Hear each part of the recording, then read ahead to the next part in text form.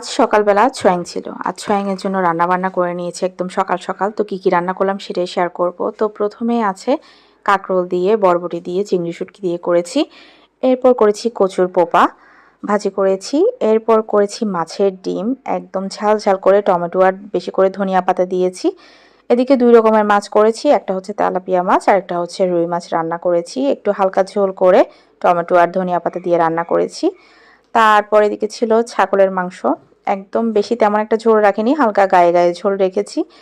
আর এদিকে করেছি বন্যের মাংস। তো এই হচ্ছে আজকের একদম সিম্পল আয়োজন। যেহেতু সকালবেলার ছোঁয়াং ছিল, তো সকালবেলা তো আসলে তেমন একটা খাওয়া হয় না, মানে খাওয়া তেমন একটা খাইতে চায় না আর কি। তো যার কারণে একদম কম কম পরিসরে করেছি আমার সাধ্য মতো। কেমন হয়েছে অবশ্যই কমেন্ট করে জানাবেন। আর এদিকে খাওয়া দাওয়া শেষ হওয়ার পর রেখেছি আপেল আর হচ্ছে মোচাম্বি, এগুলো কেটে দিব।